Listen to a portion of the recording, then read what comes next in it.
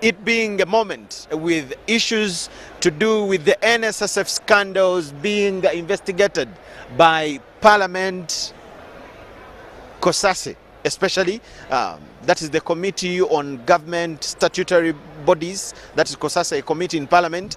There is that issue. Then the iron sheets, like a number of MPs have mentioned here, it's going to be definitely part of what the president may talk about.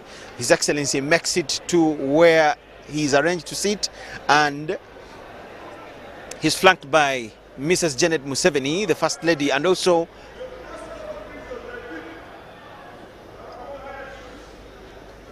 that is Minister for Education and Sports.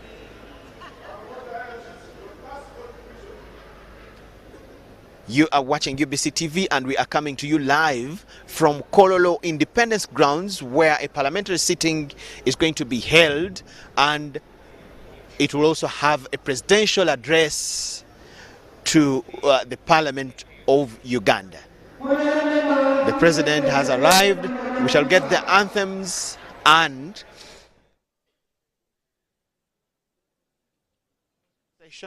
taking to where she is supposed to sit to preside over Parliament, and it is in that session that they will also receive the presidential address. We thank you so much for watching. Gwatulaba ku UBC TV tukutukako buterevu okuva wano ku kisaawe ky'eggwanga eky'emikolo e Kololo. President w'eggwanga Yoweri Kaguta Museveni gy'agenda okwogererako eri Parliament. Ensonga ezisuubirwa nnyingi omuli ebyenfuna by'eggwanga, enguzi, ebyobukuumi n'ebintu ebirala bingi nnyo. President amaze okutuuka ne speaker waali, vice president waali, ba MP bangi naye opposition teriiwo. Kale katugende maaso, weebale kutwegattako.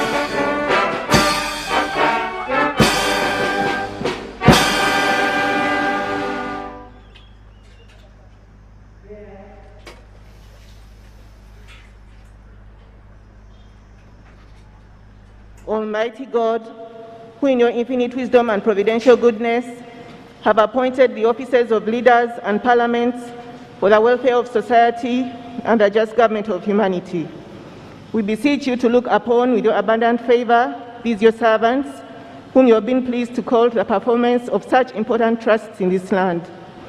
Let your blessing descend upon them here assembled, and grant that they may, as in your presence, treat and consider all matters that shall come under their deliberation in so just and faithful a manner, so as to promote your honor and glory, and to advance the good of those whose interests you have committed to their charge. Amen. Amen.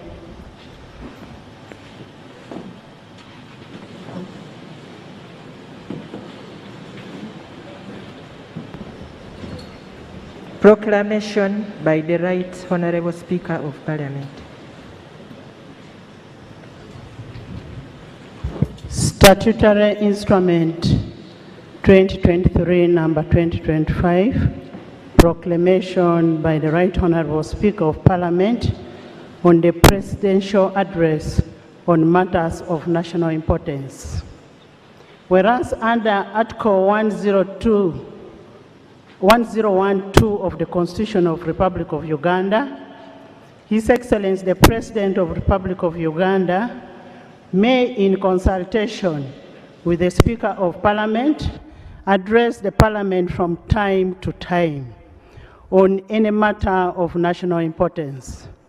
Aware that His Excellency the President of the Republic of Uganda has, in accordance with Article 1012, indicated to the Speaker of Parliament his intention to address Parliament on matters of national importance on Thursday, 16th March 2022. Now, therefore, in accordance with the Rule 17.1 of the Rules of Procedure of Parliament, I hereby proclaim that Parliament shall sit at Kololo Ceremonial Ground on Thursday, 16th March 2023 at 14 hours to receive the address of His Excellency the President on the matters of national importance, and the Kololo Ceremonial Grounds to be the precincts of Parliament for the above-mentioned purpose, given under my hand at Parliament House, Kampala, this 16th day of March 2023, Anita Annette Among, Speaker of Parliament. Item number 4, communication from the Chair. Your Excellency, the President of the Republic of Uganda, General Yoweri Kaguta Museveni, the First Lady and Minister of Education and Sports, Mama Janet Museveni, Your Excellency, the Vice President, the Right Honourable Prime Minister, the Honourable Leader of Opposition, the Honourable Ministers, the Honourable Members of Parliament, I welcome you to this special sitting of the House, in which we are privileged to host His Excellency the President and receive his address.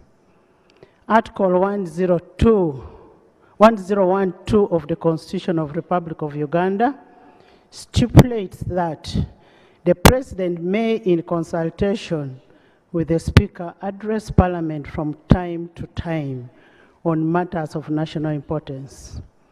His Excellency the President consulted me, and we agreed that he addresses the House on various matters of national importance.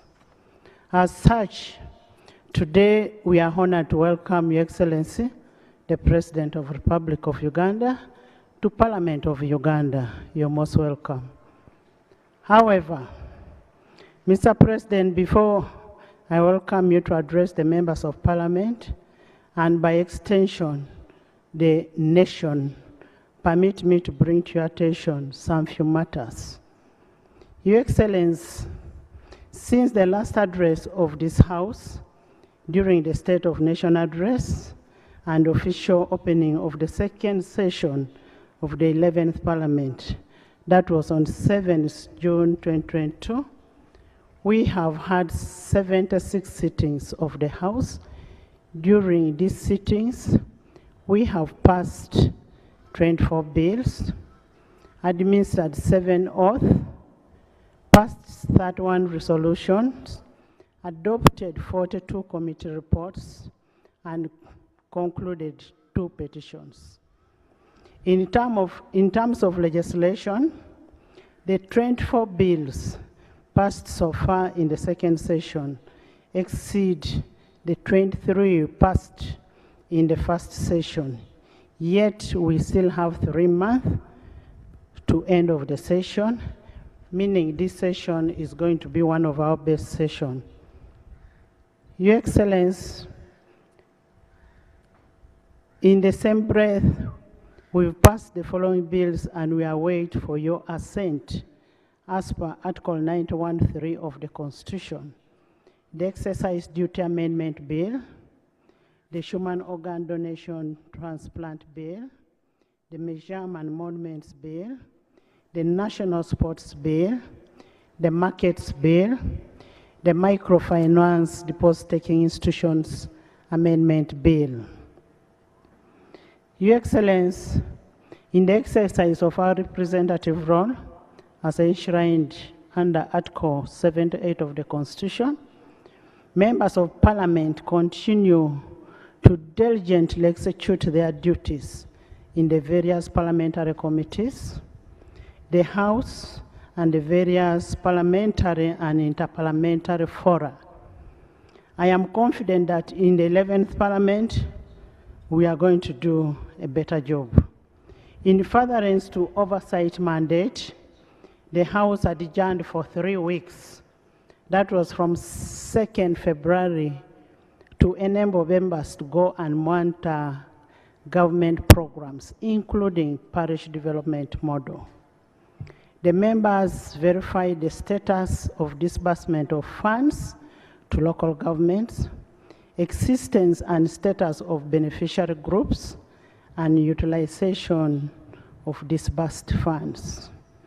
Your Excellency, we are in receipt of reports from members who went to the field for oversight role, and will debate those findings and forward it to executive for further action. Your Excellency, on behalf of Parliament, I would like to express my gratitude to you for your unwavering support during the budgeting process. With your consistent support, we believe Parliament will be adequately facilitated to execute our mandate of legislation, representation, oversight, and most importantly, appropriation to the expectation of all the Ugandans. Your Excellency, Section 8 and Section 13(3) of the Public Finance Management Act 2015 as amended requires the submission of tax and revenue bills and the draft annual budget to be presented to the House by 1st of April. Aware that you are the Chief Finance Minister,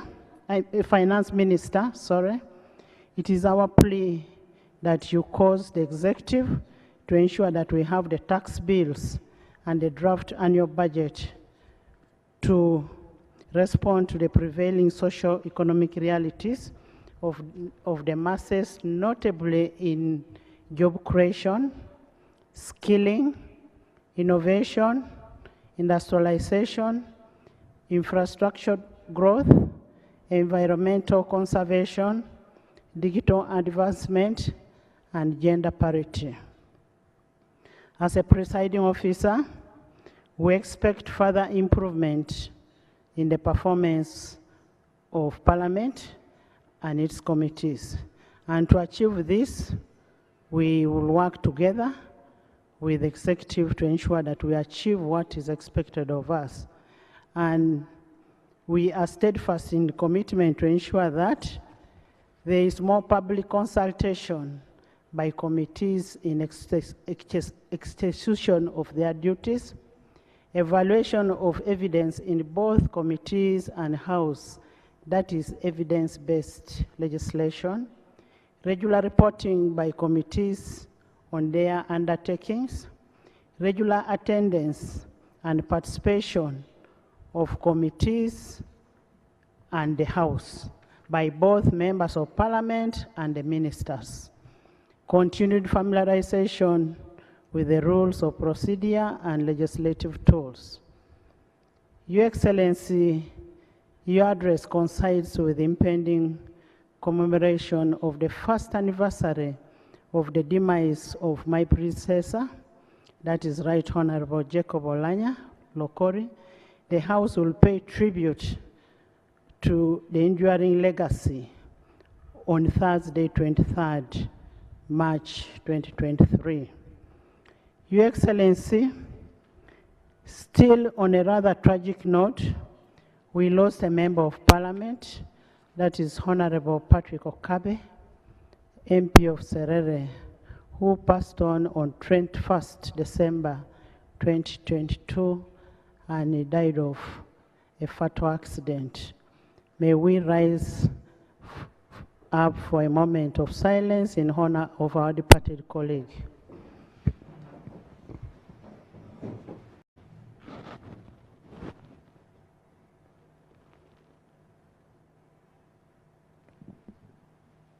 May his soul rest in eternal peace. Your Excellency and honorable members, in pursuit of interparliamentary relations and diplomacy, the Parliament of Uganda will host a plenary session of the Pan-African Parliament from 11th to 21st October 2023. And the Commonwealth Speakers and Presiding Officers Conference from 3rd to 6th January 2024. As it has been the tradition, when Uganda hosts such a high-profile international event, we will project a positive image of the Pearl of Africa and hasten the opportunities that come with such conferences. Your Excellency, following your guidance on concerns on the threats of homosexuality, what they pose to our children and society, the 11th Parliament has embarked on strengthening the legal regime to erect the moral firewall to protect and conserve our cherished cultural values as people. The House awaits the second reading of the anti-sexual bill, which is currently before the Committee of Legal and Parliamentary Affairs. The 11th Parliament is cognizant of the importance of maintaining our moral values as a foundation of order, sustainable growth, and development. Your Excellency, we thank you for your unequivocal support to the 11th Parliament in execution of its mandate. Now, honorable members, I would like to remind you of Rule 10, Sub-Rule 4A of our Rules of Procedure that state that the President, while occupying the chair of the state, may take a presidential statement which shall be heard in silence and not followed by any comment or question. I therefore implore you to abide to this rule so that we all benefit from the message that His Excellency is going to pass on to us and to the country at large. Once more, I want to welcome you. And in the public gallery this afternoon, we have the Right Honorable Dr. Richard Trodong Awany, Secretary General of the National Resistance Movement, and Professor Ephraim Kamuntu, a Senior Presidential Advisor. They've come to observe the proceedings. You're most welcome. Item number 5, invitation by the Right Honourable Speaker to His Excellency the President to deliver to Parliament in accordance with Rule 1012 an address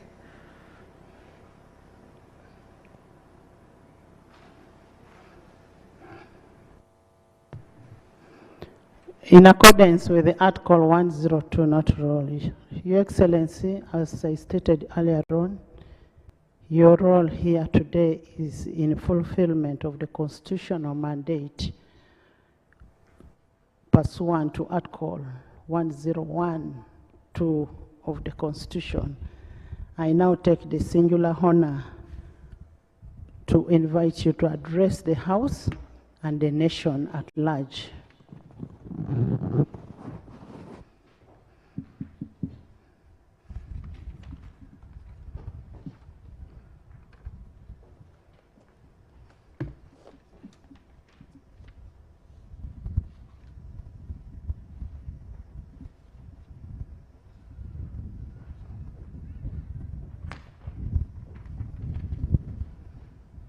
Her Excellency,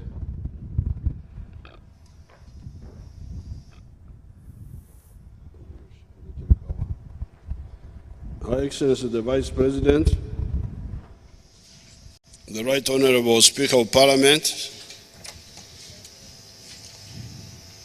His Lordship the Chief Justice, the Right Honourable Prime Minister, the Right Honourable Moses Chigongo, if he's here,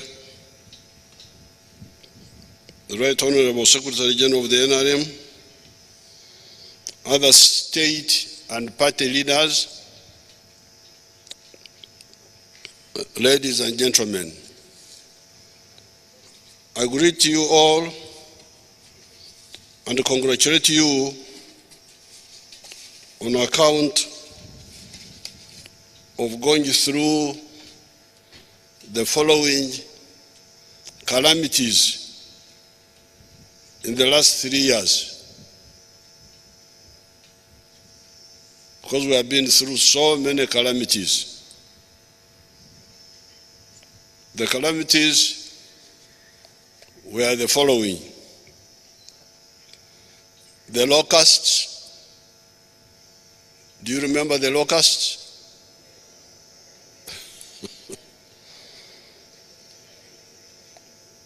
The landslides, the floating islands, the rising waters of the lake, the corona pandemic, the Bijambias. You remember Bijambias. The problem of the high commodity prices caused by the Russian-Ukrainian war, the Ebola epidemic, the suicide bombers, etc., etc.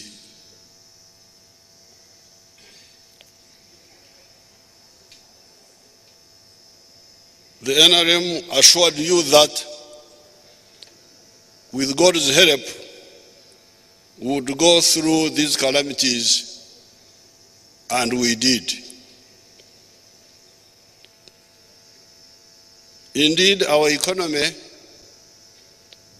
by end of this financial year, will grow by 5.3% to attain the GDP size of $49.3 billion by the exchange rate method and of $142.9 billion by the PPP method.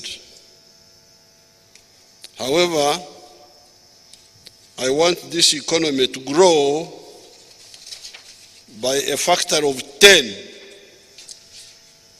to $500 billion in the next few years. And if you aggressively support my policy measures, we shall achieve it.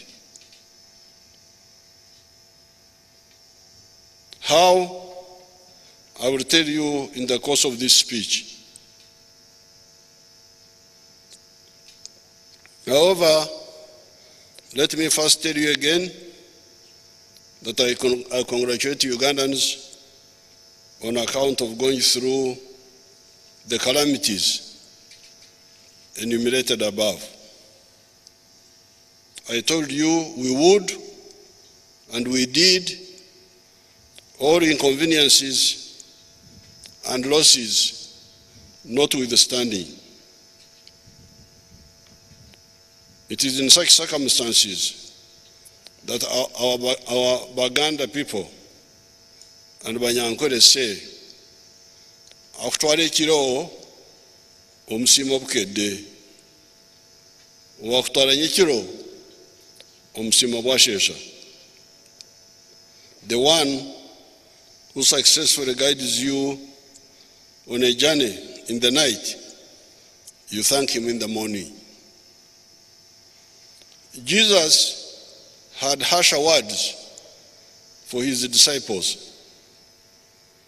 In the book of Mark, chapter 16, verse 14, he rebuked them for panicking in the storm when they were crossing the lake by saying, in quotes, "You people of little faith."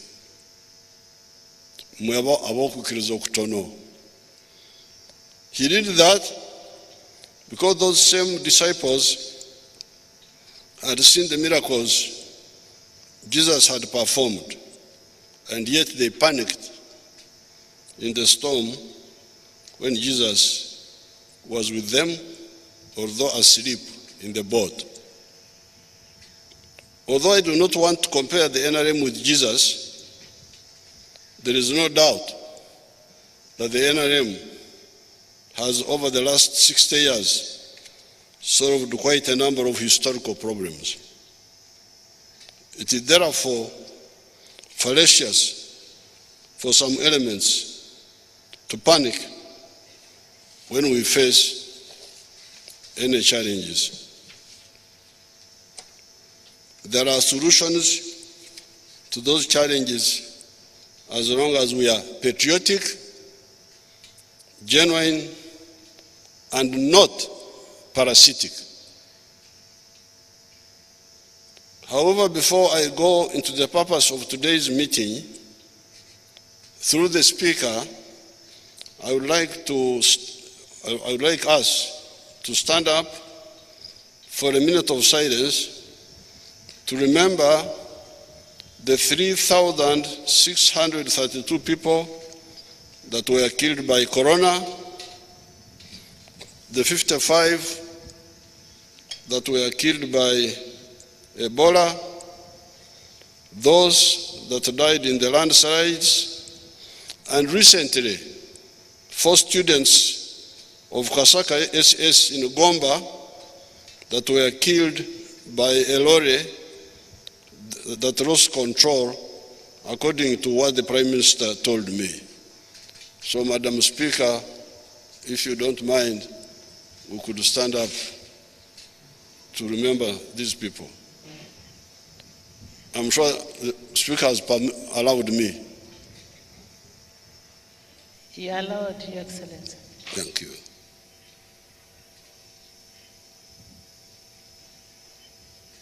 May their souls rest in eternal peace.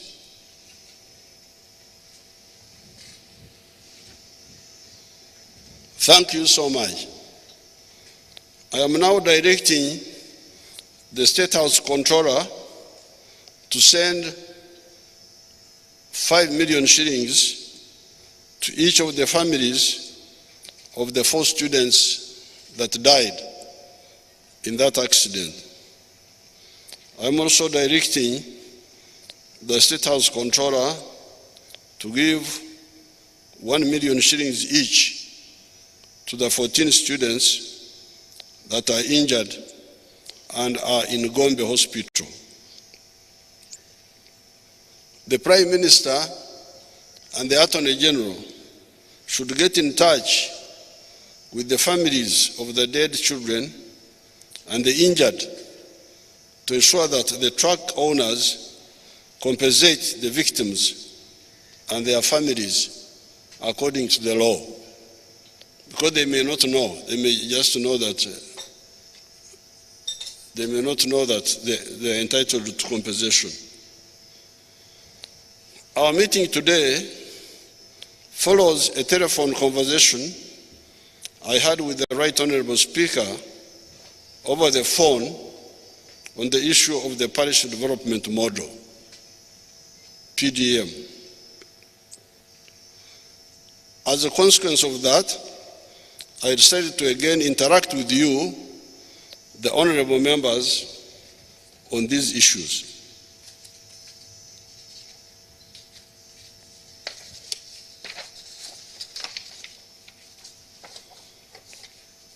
To properly contextualize the issue of PDM, I must remind the honorable members of the principles of the national resistance movement, which are patriotism, Pan-Africanism, socio-economic transformation, and democracy. PDM comes directly under principle number 3, socio-economic transformation, although it cannot thrive without the other 3, patriotism, Pan-Africanism, and democracy. I have pointed out before in many writings that society is like some of the insect species that go through a biological process known as metamorphosis, which has got a number of stages that start with an egg, caterpillar, pupa, and a mature butterfly, for instance. In the last 4.5 million years of human evolution, ever since man gained the Homo sapiens sapien form, the society he created has been metamorphosing. Karl Marx, by 1848, when he wrote the Communist Manifesto, pointed out that up to that point, society had gone through 5 social systems. These were the primitive communalism system, the slave state, feudalism, capitalism, and were then, that time of Karl Marx, entering the system of socialism and communism. Although some greedy and narrow-minded groups in the world completely dismissed this analysis, and indeed the communists made their own philosophical and strategy mistakes, there is no doubt that the method of class analysis of society is correct, and so is the phenomenon of social transformation.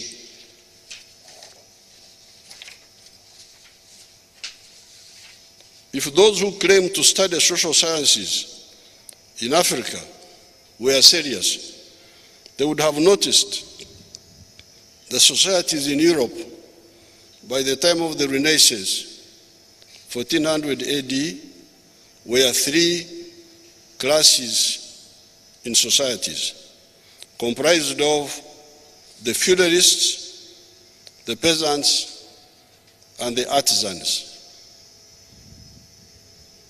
By the time of the French Revolution, 1789, the European society had evolved into a 4-class society, being the feudalists, the aristocrats, the middle class, the bourgeoisie, as they were called, the proletariat, the working class, and the peasants.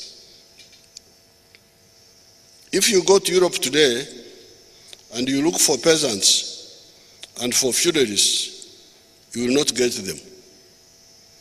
The society appears to have become a two-class society comprised of the middle class and the skilled working class. Each of these historical social classes has got different productive capacity, high or low. What was the productive capacity of the primitive communalist societies?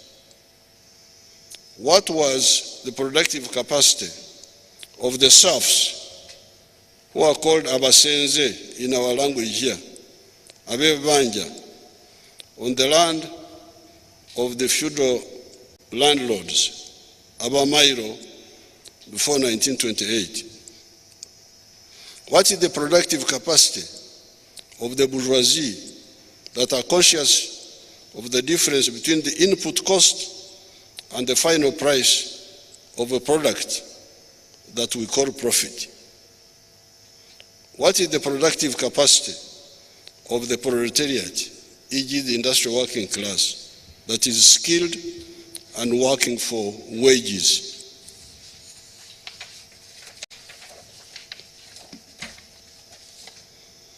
On account of some of the reasons that we do not have time to go into here, this social evolution, this social metamorphosis was faster in Europe than in Africa, Asia, or in the Americas. It is this lagging behind in social evolution that caused so much damage and problems to Africa, Asia, and Latin America. Indeed, by 1862, when Huntington Speke came to Uganda, our societies were three classes societies, comprised of the feudalists, abalangira, princes, and warlords as class number one. Number two, peasants, abakopi, or commoners. And three, the artisans. By 1962, when Uganda got independence, the feudal class were not there any longer, or were much weakened by the colonial system, and the artisan class had either been eliminated or was greatly weakened. We don't have time to go into the details of all this, but I really suggest that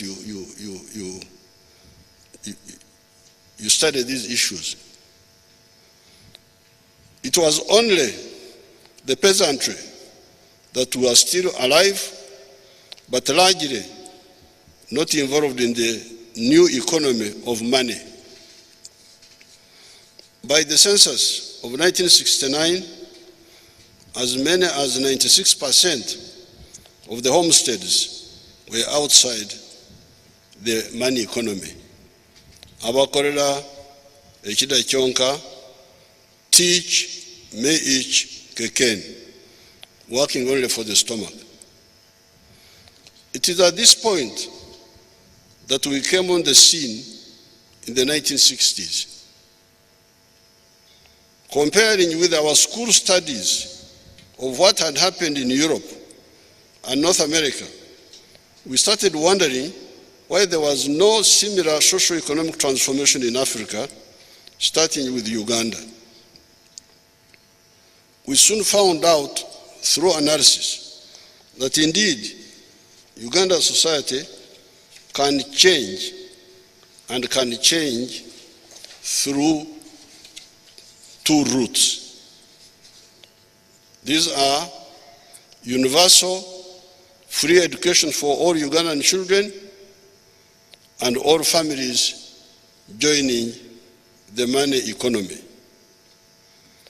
I'm glad the women came to Kiruhura district, and I was again able to show them how the pastoralists in that whole huge area of Isingiro, Kashari, Kiruhura, Kazo, Liantonde, parts of Rakai, Sembabure, Gomba, Kejegwa, parts of Mubende, what we call Kionga, Kibogara, like Dwaniro, Chenkwanzi, Ngoma Wachato, Bururi na Kasongora, Masindi etc. had partially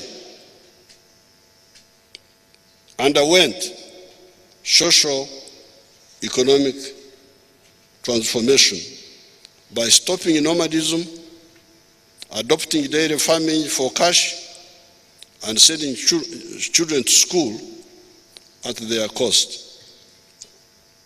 I want to discuss that partial success with the NRM caucus so that we harmonize our thinking. I want to call a special meeting of the NRM caucus, and we really discuss this, because I don't want to continue talking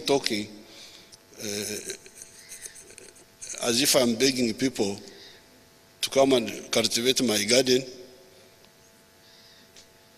when I am telling Ugandan leaders to see how to rescue their people from poverty. It's not correct that we should go on like this, as if I am begging people to do something for me, when we need to do this for our people. I call the success in the cultural corridor partial, because elements in the society still have irrational practices carried on from tradition that negate progress, what we call reactionary, reacting negatively vis-à-vis positive progress.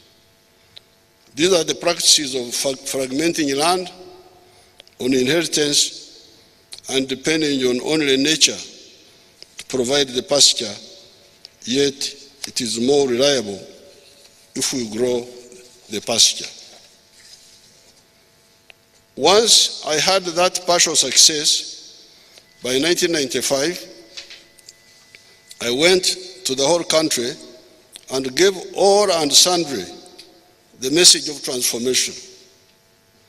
However, like the Jews, many people are either not bothered or are waiting for another Messiah, even when the message is clear and verifiable. Verifiable how? Visit the cattle corridor that used to be wilderness, Engando, country like Akesi, Hohai, which is now an area of some modern farms producing millions of liters of milk per day for the local markets and for export.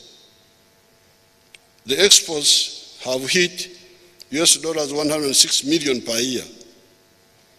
Algeria is now going to also buy our powdered milk worth US dollars 150 million. If this area could transform, so could the others. In the manifesto of 1996, we put forward the 4 acres model of coffee, fruits, pasture for zero grazing dairy, food for production, food crop production, and pig and poultry in the backyard, and fish farming near the wetlands. This was the medicine for the smallholders. Those with bigger pieces of land were more flexible and could help the country grow and participate in producing products that needed large-scale production to make economic sense that the country needed, such as cotton, maize, sugarcane, ranching for beef, etc., etc. In terms of funding, the latter group would be supported by Uganda Development Bank. It is the 4 acres model group that I decided needed grants or soft loans direct from government. We started with the Ntandikwa, PMA, Plan for Modernization of Agriculture. These were all money put aside for this purpose. NADS, Operation Wealth Creation, and now PDM. These efforts were for agriculture. With the non-agricultural or broad spectrum activities, we have put in place the following: the Women Fund, the Youth Fund, Microfinance, and now recently, Emyoga. With all the pre-PDM funds, the modes were that government officials were the ones selecting the beneficiaries. Especially with operational wealth creation, it initially worked well. Indeed, the households in the non-money sector declined from 68% to 39%. This was most commendable. However, I started picking up complaints from the public of Begabera Boka. They only give to themselves. Balete Full. They supply us bad quality materials. Baleta Biabusere. They bring overpriced items. That is when I decided that the UPDF must get out of this effort, because the image of the wider force was going to be ruined by the mistakes of these fellows who were in Operation Wealth Creation, who had lost their straightforwardness. Moreover, it is the ultimate aim of the NRM that the stakeholders, the beneficiaries of these projects, must manage their affairs. That was the debate we had in the cabinet. When people were saying, no, we should continue with the army, I said, no. These people must learn how to manage their affairs. They are not children. We can help them to manage their affairs. Hence, the need for the stakeholders, farmers, artisans, to form the circles in the parish or at the constituency for the Myoga. This is the correct ultimate solution. I've started touring and inspecting the 18 zones of Uganda. The 18 zones of Uganda are Masaka, Mengo, what they used to call Mengo, the districts of Mukono, Ruero, and all that, Pigi, Mubende, Ankole, Kigezi, Toro, Bunyoro, Busoga, Bukedi, Teso, Sebei, Karamoja, Lango, Acholi, West Nile, and Madi. I started with Acholi between the 23rd and the 24th of February 2023. Straight away, the Wananchi told me of the parasites that were like flies swarming around the PDM and the Myogamani.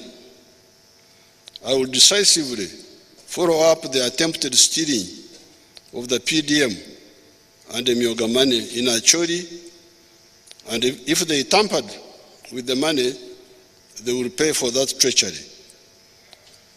They will be an example to the rest of the potential flies.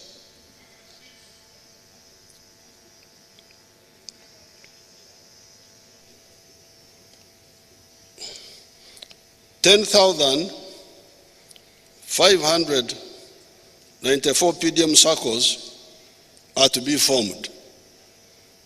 As of now, 9,538 circles, 90% of the target, have been formed. That's what the Secretariat told us.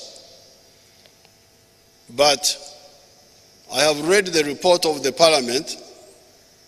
The Speaker sent me the report. There are many observations there that point out the weaknesses. Meanwhile, I myself, in Acholi, I heard from the Wananchi a number of bad actions. There is this group in the town, one of the wards, where somebody called commercial officer called a meeting secretary of a few people to form leadership for the parish model, because they want to find a way of stealing the money. They didn't involve the whole parish. They didn't involve. And yet we say all people in the parish who want to engage in wealth creation should join the circle, as long as they are adults, 18 and above. That is the plan. All producers in the parish must join, must be told. If they don't want to join, that's up to them, but they must be invited. Because like in this issue of Gulu, somebody announced the meeting at 9 in the morning, and the meeting happened at 2, and a few people created a leadership. That was one issue which I picked up, and of course I would follow it up. Then in Aswa, they were called,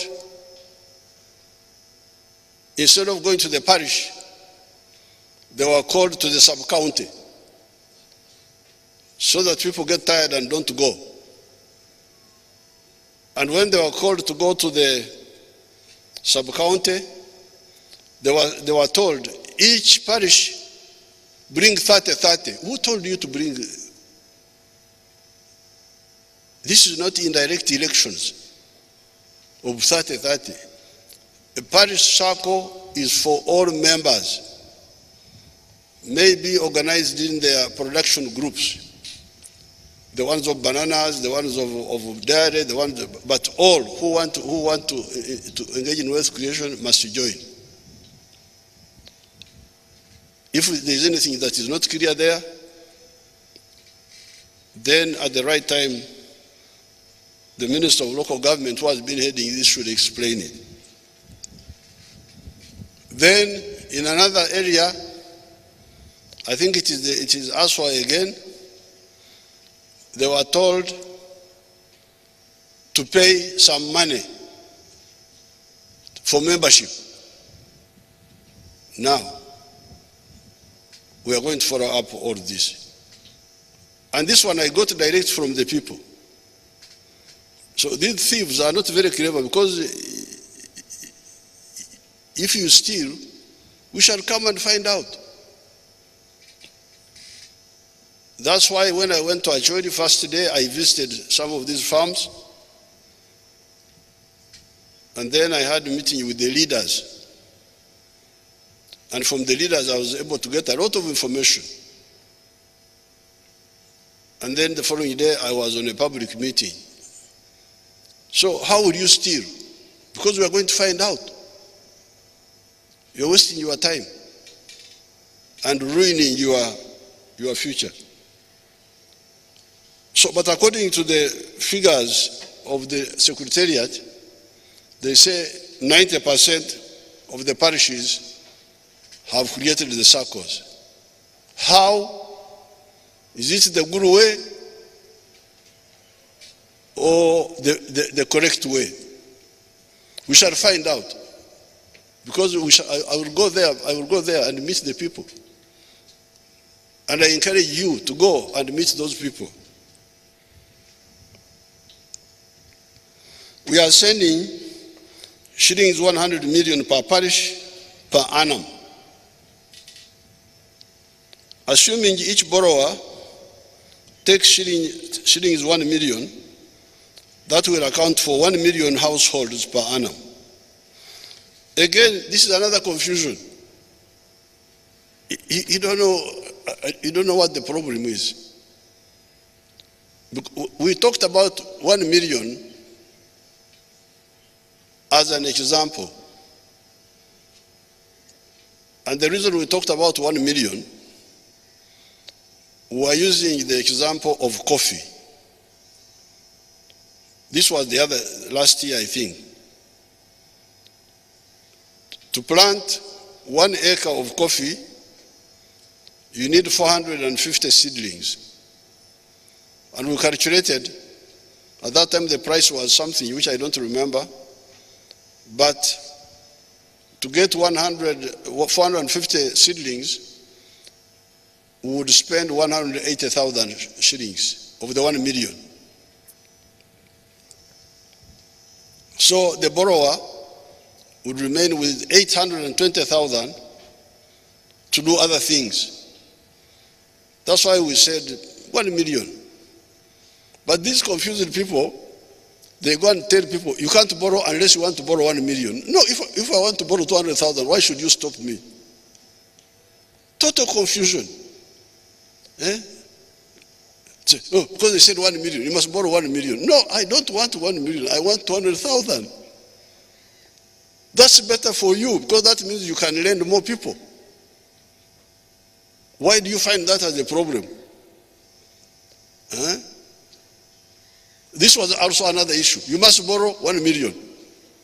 No, I don't want 1 million. I want 200,000. And that becomes an issue. I can't borrow. Why? Because I'm not borrowing 1 million. Then another group came and said, want to borrow more than 1 million. That we said, no. We cannot manage to. You can borrow 1 million here, you go and add on other money somewhere else. That was our answer, because some people wanted more money. And we said, if you want more money than that, then you are too big for our PDM. Go to UDB. You qualify for UDB. Oh, but here, we can only give you 1 million and you go and top up somewhere else. The SACCOs that have been ready have been given shilling 25 million each. This money has been sent. Consequently, shillings 238.45 billion has been sent directly from the Treasury to the bank accounts of the SACCOs. Thank you so much for doing that. Even if the money is sitting there, let it sit there until the SACCOs are ready. Much of the money is still on the accounts. According to the Treasury, another shilling 476.9 billion is at the Treasury waiting to be sent once the original portion has been utilized. By June 2023, shillings 1,059 billion, that is 1 trillion, will be sent. Last financial year, shillings 131.4 billion was released. And I'm glad I read the report of the MPs which the Speaker sent me. This 131 billion is not properly accounted for, because each parish was supposed to get 17 million. But according to what the Speaker sent me, some got 7, some got 10. So where did the other money go?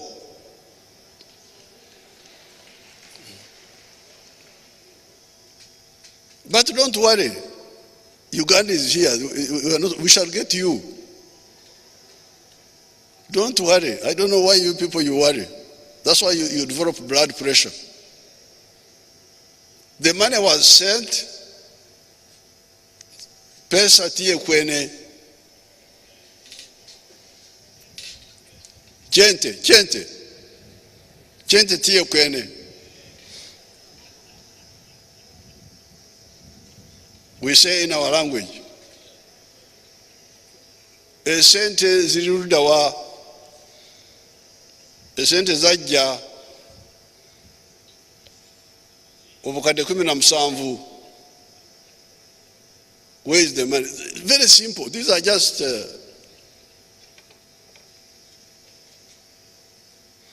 I'm very proud that the NRM has promised and sent the money.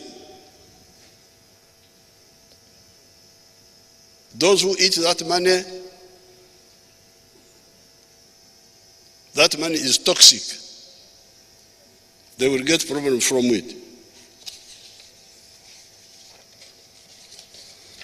With the Myoga, shillings 100 billion has been sent each year. Hence, 200 billion in the last 2 financial years.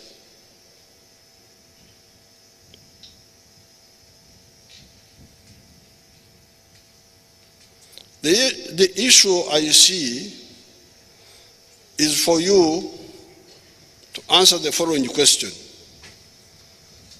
Who are the Wasosodoti for socio-economic transformation?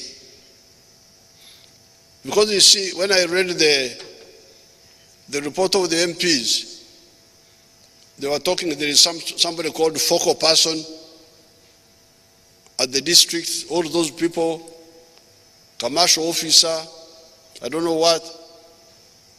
But the question is, who are the Wasosodoti of the principle of socio-economic transformation? Bani abakiririza mu socio-economic transformation. Who are those who believe and who should push? You should answer that question, and I will try to give you some hints. Is this the members of parliament, the LC5 chairperson, etc., or is this the chief administrative officer, the commercial officer, etc.? Can we use the cattle corridor experience for reference? Because I am here, I'm not dead. I am here. If I was dead, you would say there was the late so and so. No. Tiekan, I am here. I'm not a story, I'm not a fiction. I am here as a Msosodoti, as a priest of preaching socio-economic transformation among illiterate people. So I no longer want to be polite, because normally I'm polite, no, please.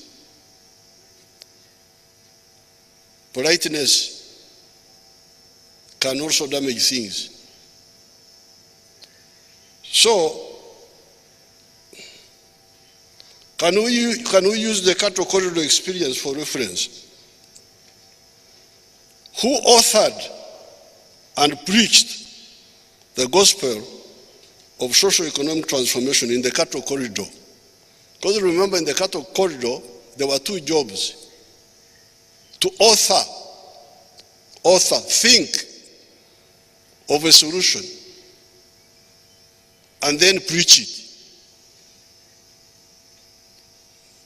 Here we are not disturbing you with authoring, even if you don't author, but preach. Preach. Who authored and preached the gospel of socio-economic transformation in the cattle corridor? Was this the district commissioner? Because the districts were there. District commissioner, the Sasa chiefs, the Gombora chief. No, it was people of conviction, of mission, that authored and preached the gospel, Injili, of socio-economic transformation. They were not paid, they had no appointment, but they wanted their parents and people to get the mushana, the kitangara, the light of knowledge of socio-economic transformation, so that they become prosperous. Similarly with PDM and the Myoga, it must be the political people that must be the Masosodoti of the Injili of socio-economic transformation, because they are the ones that volunteered to be elected for leadership. Because you volunteered, you say, I want to lead you. Now, if you volunteered and you are lucky to be elected now, do it now. Lead. Lutera.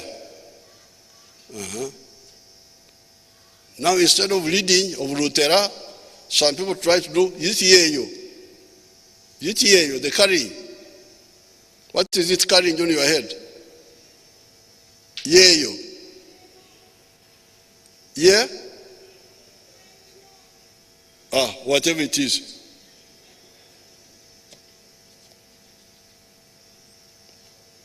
Bakulonda okukulembera abantu sikubetika. You are elected to lead people, not to carry them. And you lead by preaching.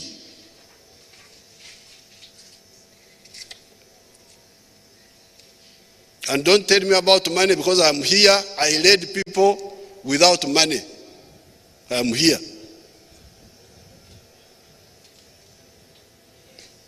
I led them to fight, not to eat matoke. I said, let's go and fight and die, but for a good cause. And they listened to me. Leading is not money. Don't bring up issues of money.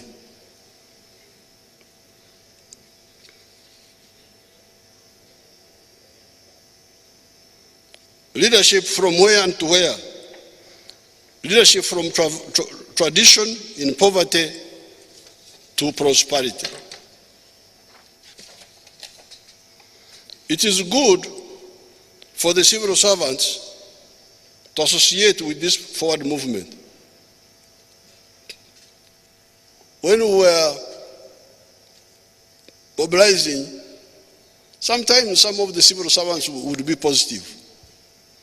But even if they were not positive for us, we would continue, would go ahead.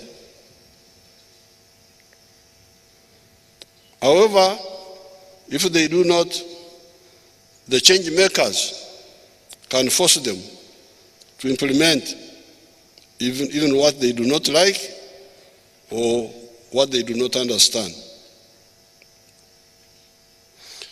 Therefore, in my view, if the money is not used this year in the right way, let us keep it. Let us not panic. The issue is not spend the money. The issue is spend the money correctly.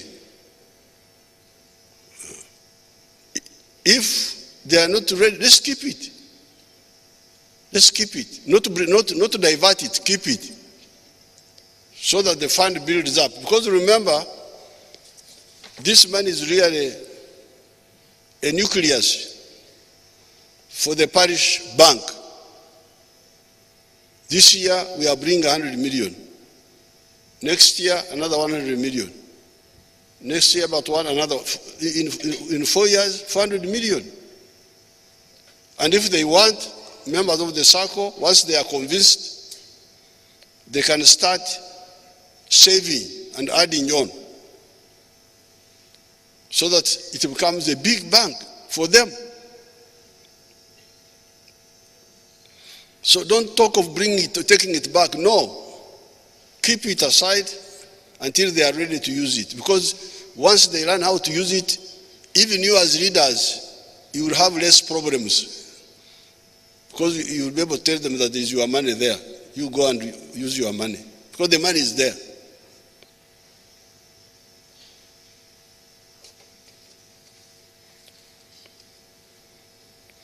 The people need patient sensitization and not bureaucratic kwehenenga. Kwehenenga, you remember the story in the Bible when Jesus visited two sisters, Mary and the other one. I know them in Nyankore.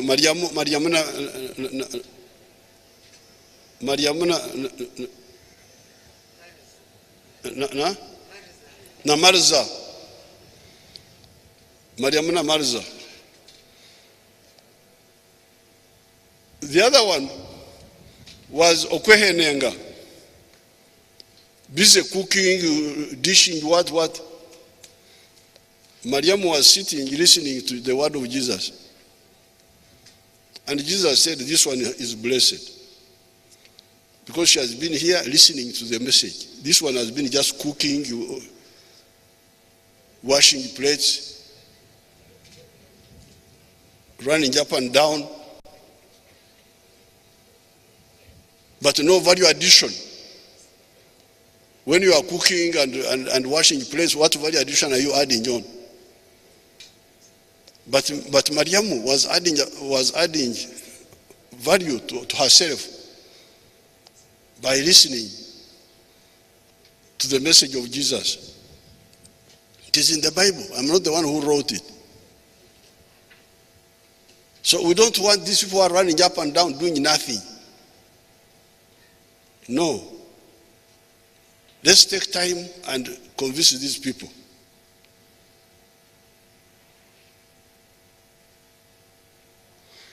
And by the way, you should be very careful, because some years I went to Kasese, to Mobuku irrigation scheme. I found there a man called Mudusu. I think he must be still there, growing mangoes. And he said, I did this when I heard your speech, my speech on the radio. He told me, Mudusu. I went to Rwengaju. Our man there, the man of Rwengaju,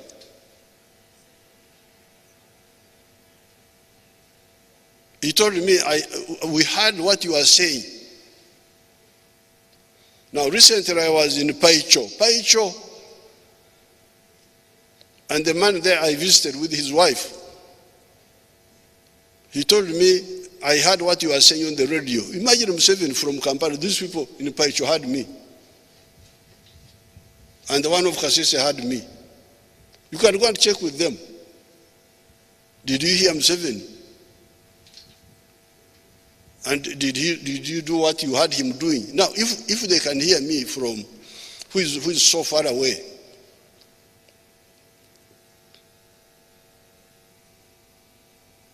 how about people who are near?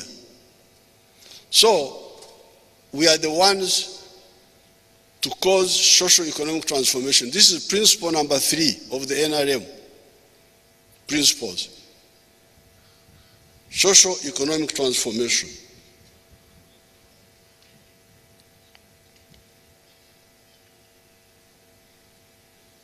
you, the members of parliament, should take more time with the people. Don't go and just lecture. Sindio. The man is talking to himself.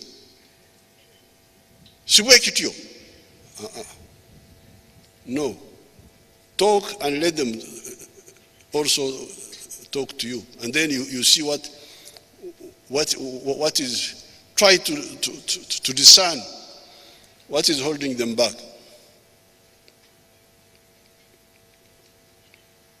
And don't buy food and all these things. If they don't want to come, let them not come. You tell them that I don't have money to buy food and all that, because you are not a hotel.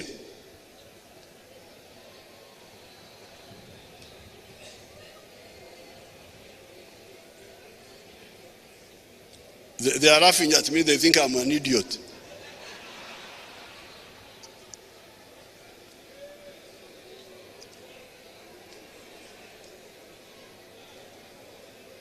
Awo musoga wa kobera ntono musada taidi charu kukoba nchidi. The people go to church that the reverend feed them. It is because you have misled them.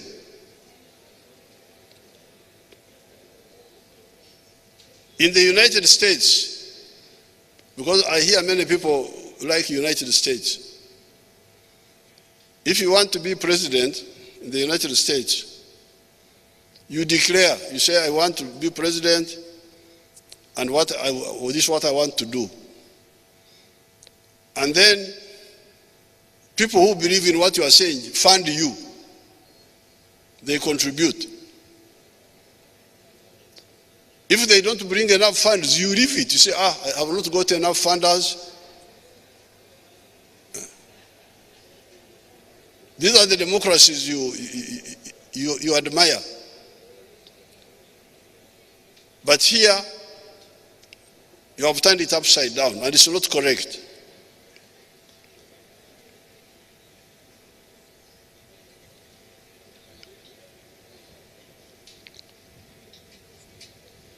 I will also be involved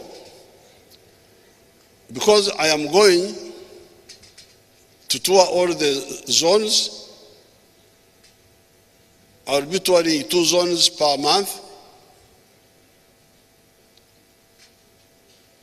And I'm sure some people will listen to what I'm saying because they have done it before. I have succeeded in the cattle corridor with the dairy. I have succeeded in Iksozi area with the 4 acres model or less. We have succeeded in Ruengaju, Nyakana. Nyakana is our active person there. We have succeeded there. We have succeeded in Masaka. Masaka, there is a little bit of some progress with coffee. Even Ibanda, there was some progress with coffee. In Karangara with palm oil. In Ubundubujo with cocoa and coffee and vanilla, although vanilla is very erratic.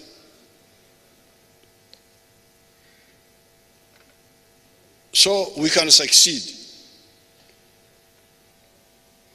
On this occasion, so please, now don't start talking of changing modes. Don't talk about changing modes. This is their money. We must insist on that mudukanye ekibiina kyamwe kya SACCO operate. Now somebody wrote to me about the Boli troops. Boli troops are the groups in the Acholi area, local village-based saving groups, which are good. But Boli troops, because you see our Polish PDM is to link our people with the national market, the East African market, the African market, and the international market. Because in that way, you anchor them. They are producing what is demanded on a big scale. Now with the Bori troop, they do what they want. Sometimes they do Marukwang, they do Kwete. They are making money in their small way, but this is not what we are talking about. We can later on support them separately, but this is different. It is linked with the national, regional, and international markets. That's why we are selecting a few activities which we are sure of their demand. Some people are bringing new ideas, macadamia, this other one, cashew nuts, the other one, what do they call the other one? The one with the big seed, avocado. Okay, we shall do the chura for those. We shall do the ichibaro. If we are sure about their linkage.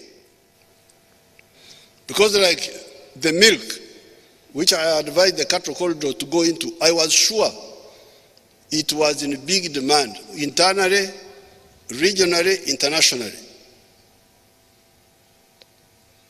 And the other day when I went to Algeria, the Algerians, they can't believe, they saw this is the best milk they have ever seen.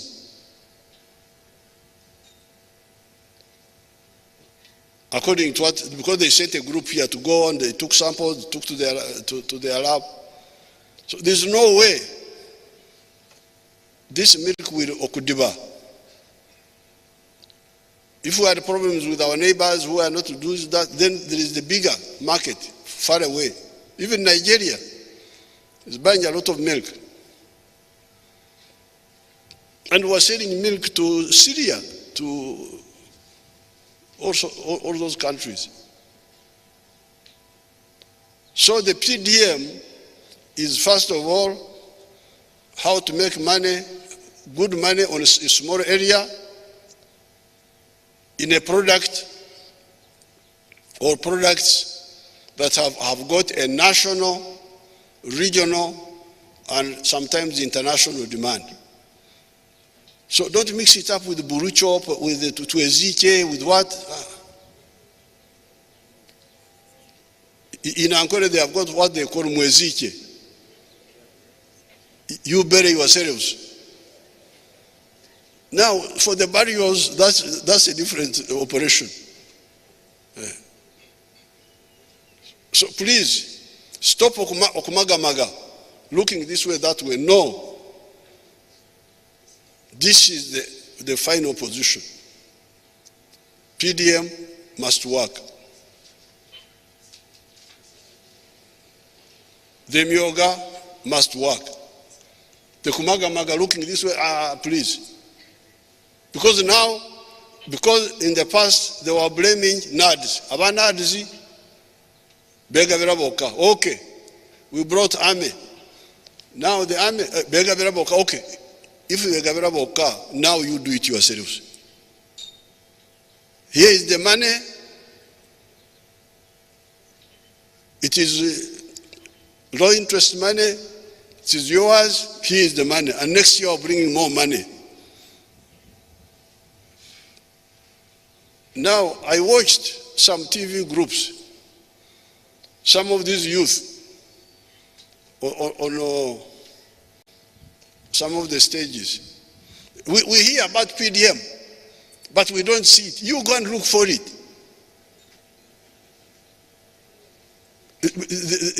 They are there talking. We hear about PDM, but we don't see it. Yes, it is your fault. You have heard that you are Mugabo. Because this is a Mugabo for these people. Your share is at the parish. Go there and check.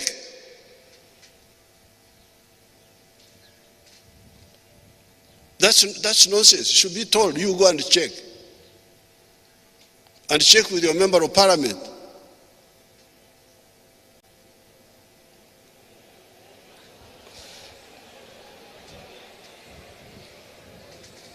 Of course, the member of parliament is father. The parish is in Yara. But the member of parliament is to fight for you in case there is a problem. Not to get money from him. I am going to come here and we discuss the issue of donation. That donation, the culture of donation is very dangerous. That culture of donating, giving is very dangerous. We shall get time for that. On this occasion, I have not talked about the sectors of wealth creation. The other sectors of wealth creation. These are industries, services, and ICT. We shall have time for that. The only point is simply to state that the PDM will deal with commercial agriculture by producing raw materials. It is not to forget raw materials from minerals, from forest products, from fisheries. By adding value to these raw materials, the value of the product goes up by a factor of more than 10 or more. Take coffee, for instance. The Coffee Consortium of Uganda has again reaffirmed what we knew in the bush.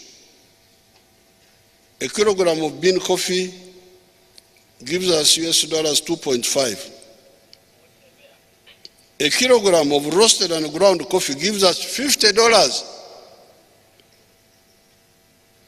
To get a kilogram of roasted and ground coffee, you need 2.5 kilograms of bean coffee. So imagine,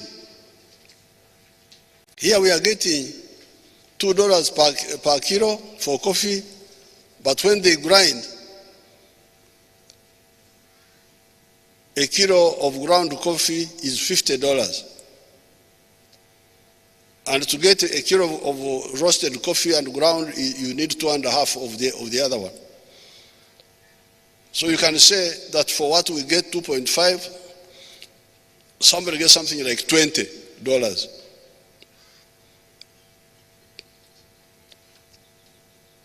I will come back, we shall meet in the caucus of the NRM and discuss this slavery.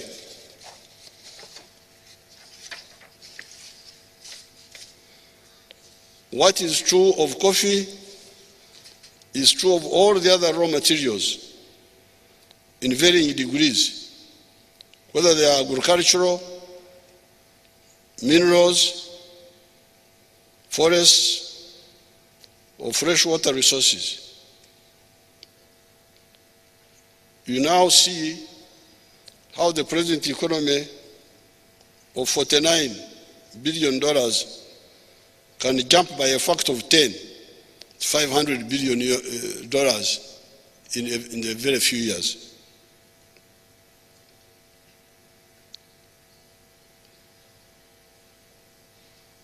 Therefore, today, I didn't want to touch many things. I simply wanted to reaffirm our stand on the PDM and on the Myoga. Don't worry. Anybody who messes up, we shall mess him up also. And we shall educate our people until they understand. And politically, even those who are looking for politics, this is very good, because now the money is there. Yes, some people are confusing our people, but that confusion will be sorted out. Let's maintain the course. On the issue of homosexuals, ebitingwa ebisiyaji, we shall get time and discuss the matter thoroughly. The homosexuals are deviations from normal.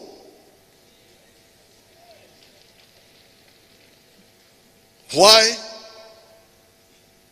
Is it by nature or by nurture?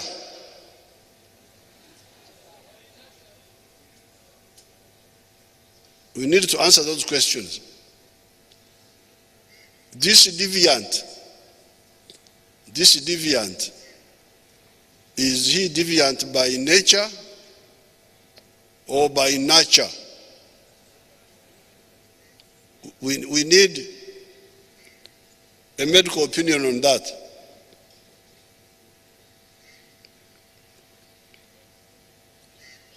We shall discuss it thoroughly. The Western countries should stop wasting the time of humanity by trying to impose their practices on other peoples.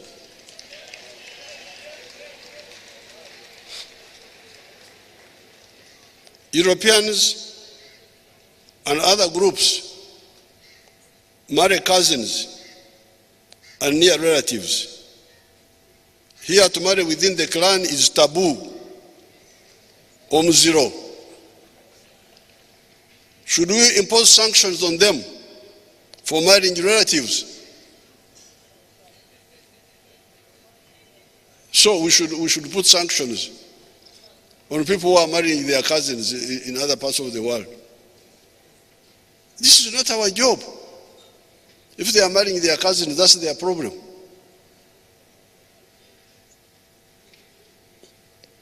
Sex in Uganda and maybe in other parts of Africa is confidential.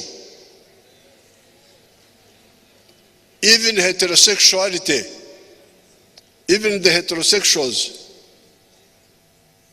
they do it confidentially.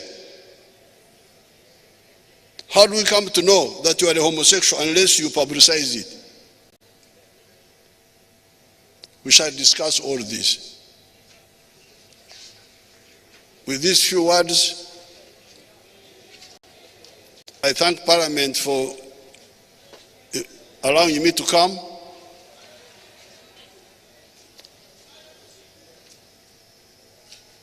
And say a few words to you.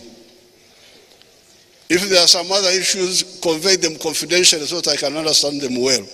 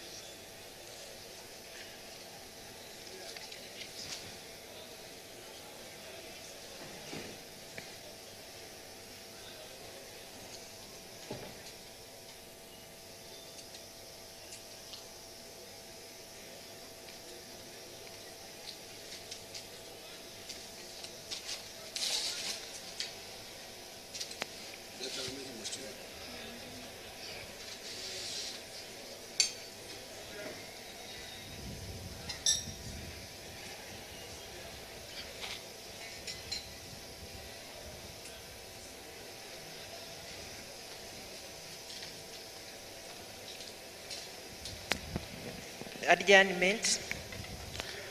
Honorable members of Parliament, I want to thank you for listening to His Excellency, the President of the Republic of Uganda. Your Excellency, with humility, we want to thank you for honoring our invitation and also fulfilling your constitutional obligation as per Article 1012 of the Constitution. You're always welcome to Parliament of Uganda, and we remain working for the good of humanity in this country. I want to thank you so much, and thank you, Mama, for accompanying the President. Honorable members, we now adjourn the House to Tuesday, 21st March 2023 at 2.